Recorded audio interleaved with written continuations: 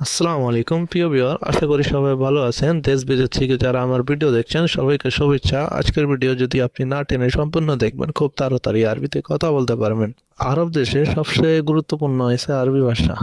আরবি ভাষা যদি না জানা থাকলে তাহলে বিভিন্ন ধরনের আপনাদের সমস্যা হইতে পারে। এই জন্য সবচেয়ে গুরুত্বপূর্ণ হয়েছে আরবি ভাষা। আরবি ভাষা জানা থাকলে ভালো কাজ, সবকিছু ভালো মতন চলাফেরা করতে পারবেন। তুমি কি আমার কথা বুঝো? তার আরবি অর্থ হবে ইনতা আনা কাল্লাম মালুম। ইনতা আনা কাল্লাম মালুম।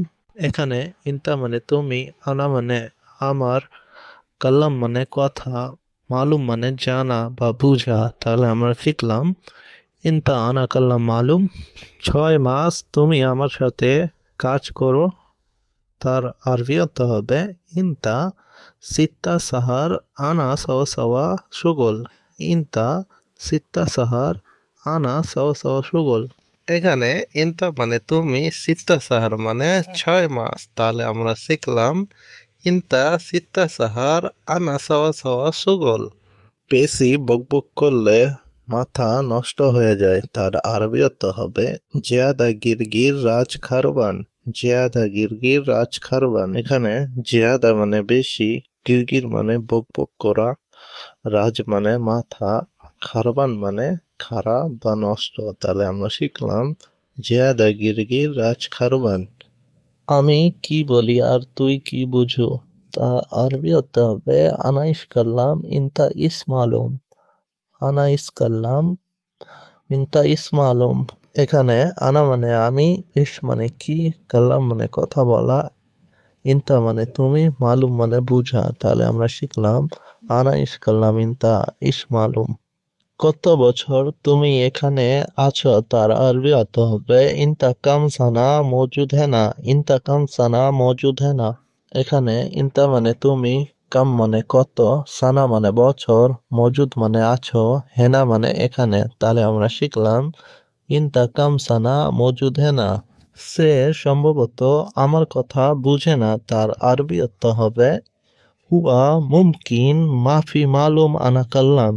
হুয়া মুমকিন মাফি মালুম আনা কাল্লাম।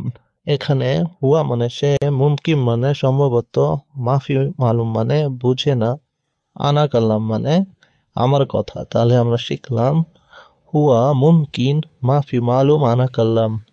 আমার কর্মচারী ভালো। তার আরবি অর্থ হবে আনা আমেল কোয়েস। আনা আমেল কোয়েস। এখানে আনা মানে আমার, আমেল মানে কর্মচারী, কোয়েস মানে ভালো। তাহলে আমরা শিখলাম আনা আমেল কোয়েস। আনা আমেল কোয়েস। সে একটু একটু বুঝে। তার আরবি অর্থ হবে হুয়া মালুম সয়া সয়া। হুয়া মালুম সয়া সয়া। এখানে হুয়া মানে সে, মালুম মানে বুঝে, সয়া সয়া মানে একটু একটু। তাহলে আমরা শিখলাম হুয়া মালুম সয়া সয়া। আমার কর্মচারী আসলে তুমি তার সাথে কথা বলবে। তার আরবি অর্থ হবে আনা আমেল ইজি হুয়া সাওয়া সাওয়া কাল্লাম ইনতা। আনা আমেল ইজি হুয়া সাওয়া সাওয়া কাল্লাম ইনতা।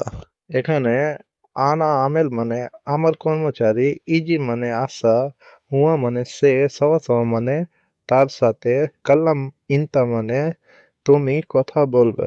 তাহলে আমরা শিখলাম আনা আমেল ইজি হুয়া সাওয়া সাওয়া কাল্লাম ইনতা।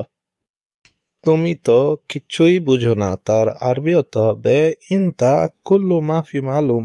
ইনতা কুল্লু মাফি মালুম। এখানে ইনতা মানে তুমি, কুল্লু মানে সব, মাফি মানে না, মালুম মানে বুঝা। তাহলে আমরা শিখলাম ইনতা কুল্লু মাফি মালুম।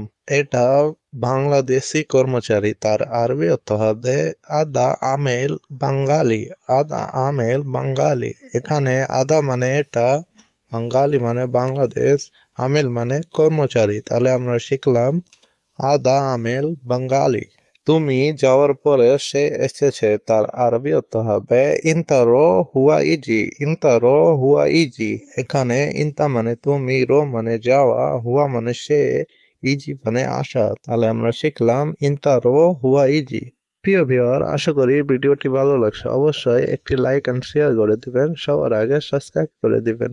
প্রিয় ভিউয়ার, আপনাদেরকে কিরকম ভিডিও লাগবে, কিরকম ভাষা শিখতে চান সেরকম একটা কমেন্ট করে দিবেন, যেহেতু আমি এরকম ভিডিও বানাইতে পারবো।